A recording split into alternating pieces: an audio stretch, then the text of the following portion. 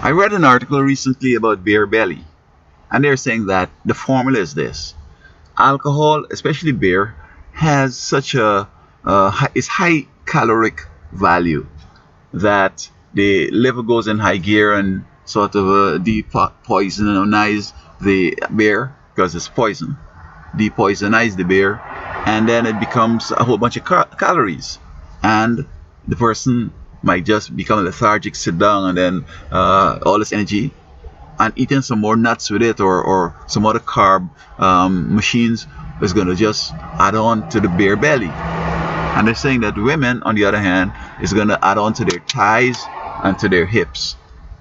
Well, I don't think this article is thorough enough because it hasn't explained exactly why the beer belly. Because even young people seem to get beer belly, and we need to look at it bigger than just it's a carb thing.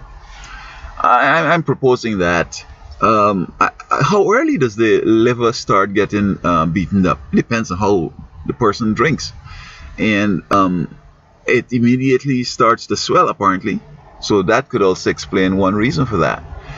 Furthermore, our bodies are made up of cells, and the beer goes into these cells, and it's not food. And I believe that it affects the cells, the cytoplasm, the vacuole, the nucleus, the cell walls, all these different parts of the cells. And the cells responding to become very flabby because they're losing their strength because of this alcohol thing. And I think that's primarily the reason, not only to having a extended belly, but if you look at the cells and the skin all over, the skin is changing. It's becoming some way different to how it had been. I mean, if they were twins, you will see that one cells, they're looking sort of a flabby, whereas the other one who's not using beer, they would be more taut and real, keeping the tone and the tension that the cell would exhibit at that age and so forth. So I think these are primarily the other reasons, or the real reasons why you have this beer belly, because of the liver becoming a problem, and the cells are not as they're